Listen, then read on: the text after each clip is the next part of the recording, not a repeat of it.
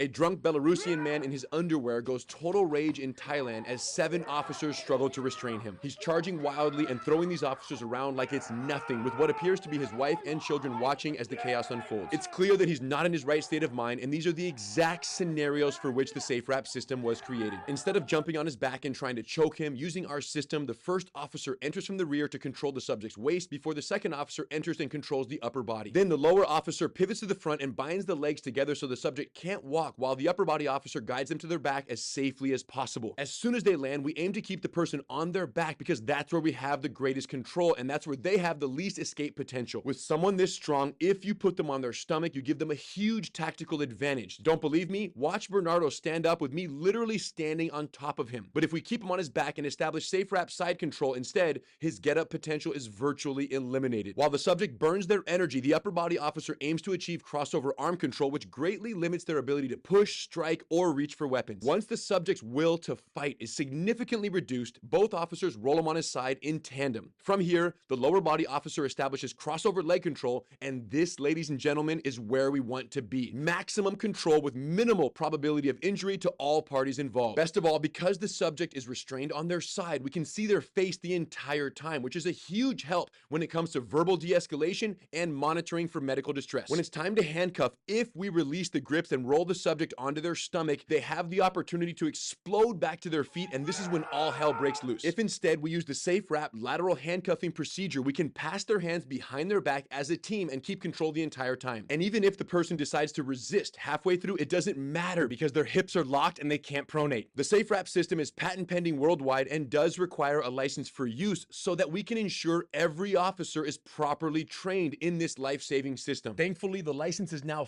free for all law enforcement, all military, and all first responders. The old way of doing things simply doesn't cut it anymore. If we want better outcomes, we need better systems. Go to SafeWrapSystem.com to learn more about instructor certification.